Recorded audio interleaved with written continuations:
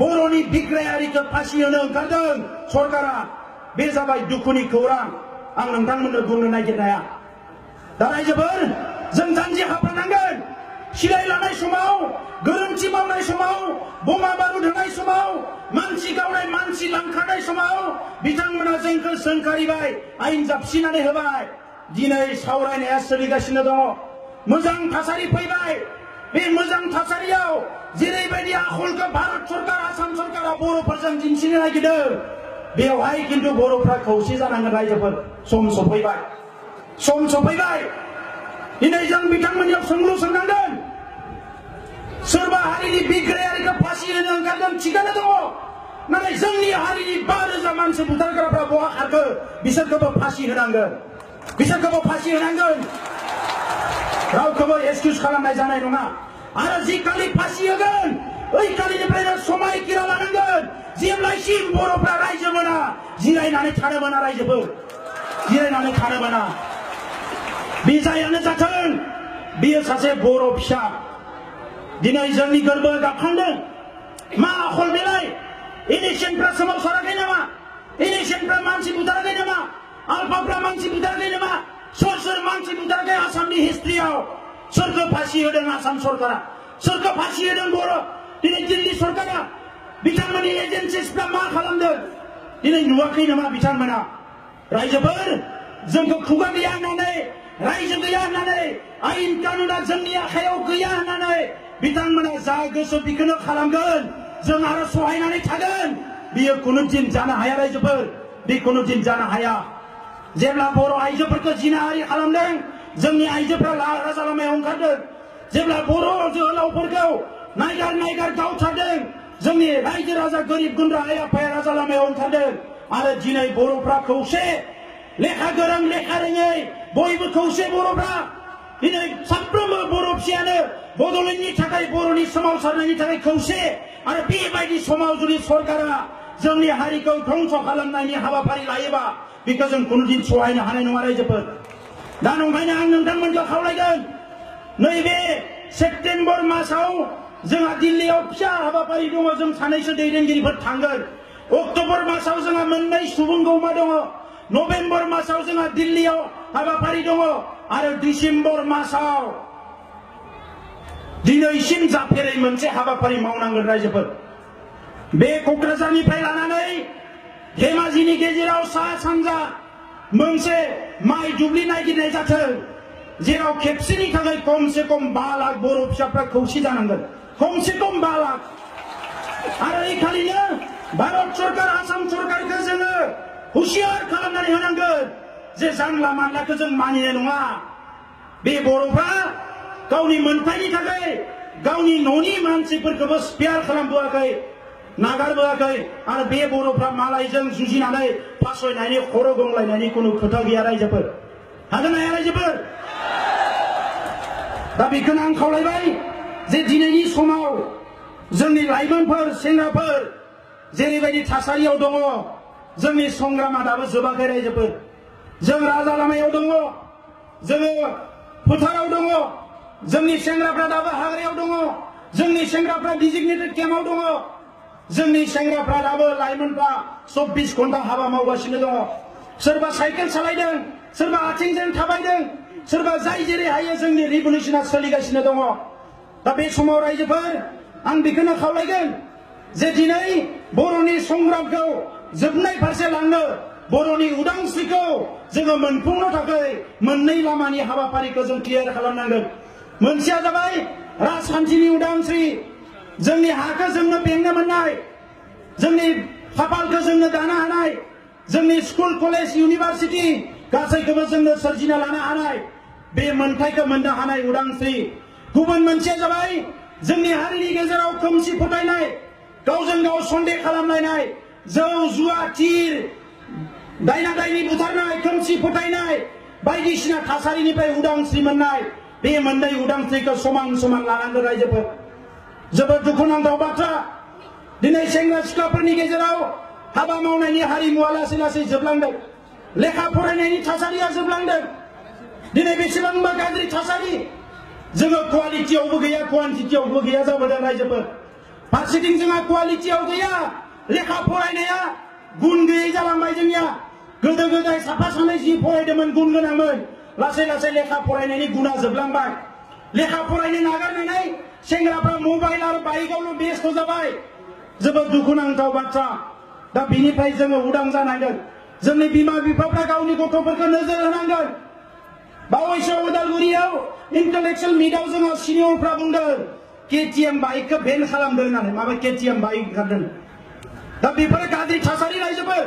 मिनिनायनि खोथा नङा बियो हारिया बबे लामाजों थांदों जोङो सोमावसारबाय राव थुनलाइ हारिमु फोथांनायनि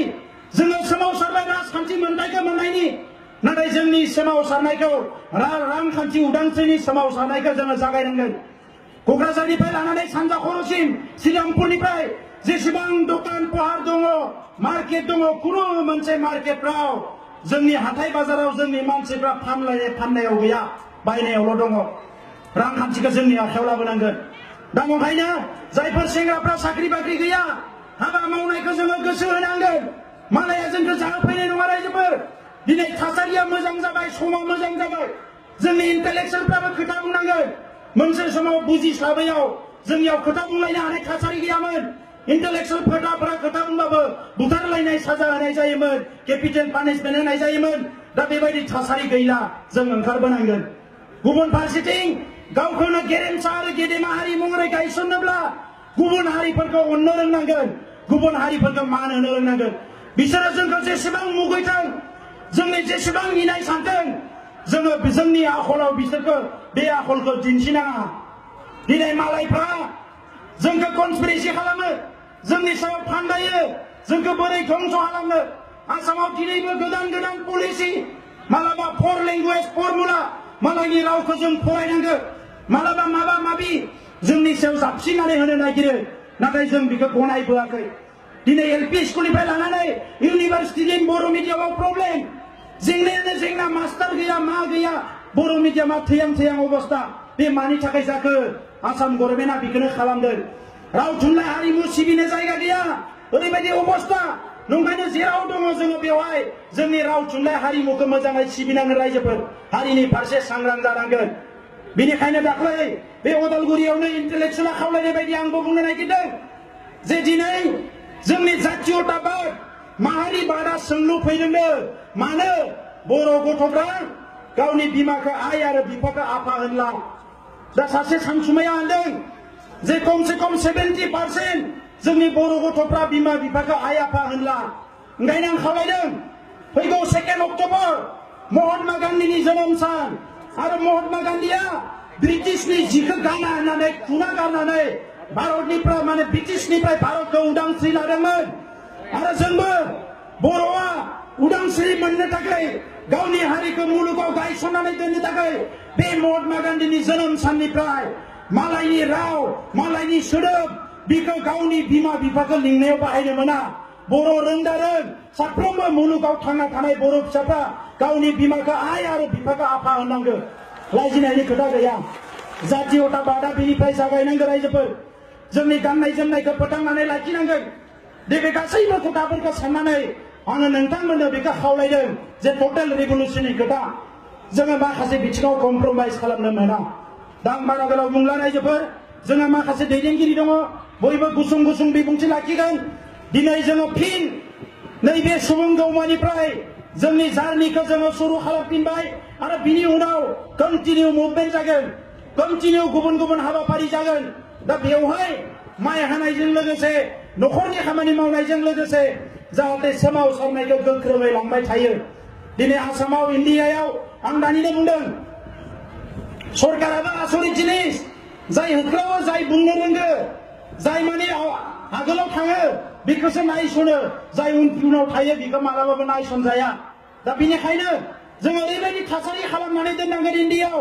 गाबोन गोदान रायजो सोरजियोबानो 1 नाम्बाराव जाहाथे बड'लेण्डनि नामा फैग्रोयो दा नंखायनो आं सेंग्राफोरखौ खावलायदों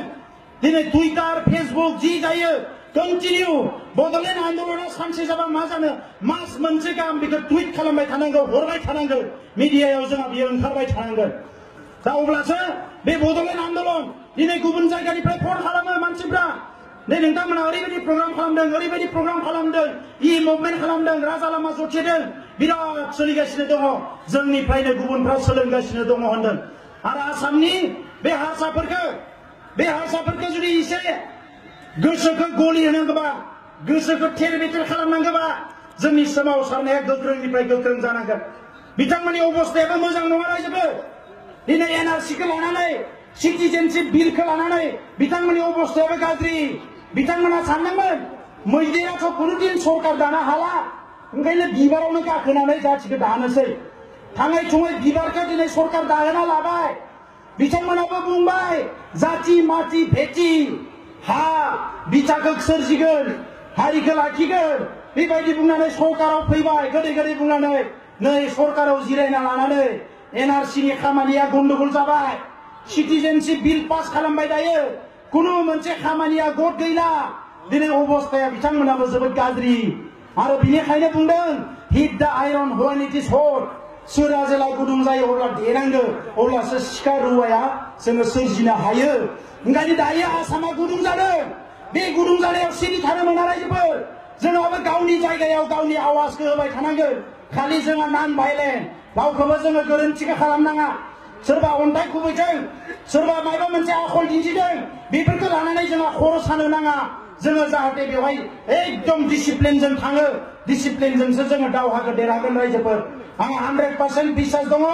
जे बड'लेण्डनि जि सोमावसारनाय बियो जिर' थांनाय नङा दिनै नङा गाबोन बड'लेण्डआथ' जाखानांगोनानो बेजों लोगोसे बर' आइ आफाफोरनि हास्थायनाय गांनाय उखैनाया सानसे नङा सानसे जेरैखि जाया जाफुंगोन आरो बियो जोंनि खामानि मावनायनि सायाव सोनारगोन এই সময়ত মই এইটোকে ক'ব বিচাৰিছো আজি অসমত জাতি মাটি ভেটি গড়া এটা চৰকাৰ আছে তেখেতসকলে কৈছিলে খৰাইঘাটৰ শেষ ৰণ আৰু সেই খৰাইঘাটৰ শেষ ৰণত অসমীয়া জাতি বচাও হ'ব আজি কি কৰিছে অসমৰ ৰাইজে দেখিবলৈ পাইছে অসমীয়া জাতি বাঁচাইছে অসমীয়া ভেটি বাঁচাইছে না অসমীয়াৰ মাটি বাঁচাইছে অসমৰ ৰাইজে খুব ভালদৰে জানে আমিতো খুব ভালদৰে নাজানো কিয়নো সেইটো জানাৰ সুযোগ আমাক দিয়া নাই চৰকাৰো দিয়া নাই আৰু বেচৰকাৰী জাতীয় বিগম নেতা সংগঠন বিলাকো আমাক এই সুযোগটো দিয়া নাই গতিকে আমাৰ খুব ইচ্ছা থাকিল অসমত এই চৰকাৰখনে যি কৰে অসমৰ ভালৰ কাৰণে কৰক অসমীয়া জাতিটো বাঁচাই ৰাখক ইয়াৰ ভাষা সংস্কৃতি থলুৱা যি বাৰে বৰণীয়া সংস্কৃতি বাঁচাই ৰাখক এইটোৱে আমাৰ তৰফৰ পৰা শুভেচ্ছা থাকিল কিন্তু আমাৰ প্ৰশ্ন এই চৰকাৰখনে আমাৰ ভাষা সংস্কৃতি ৰক্ষণাবেক্ষণ দিবনে নাই আমাৰ ভূমিৰ নিৰাপত্তা দিবনে নাই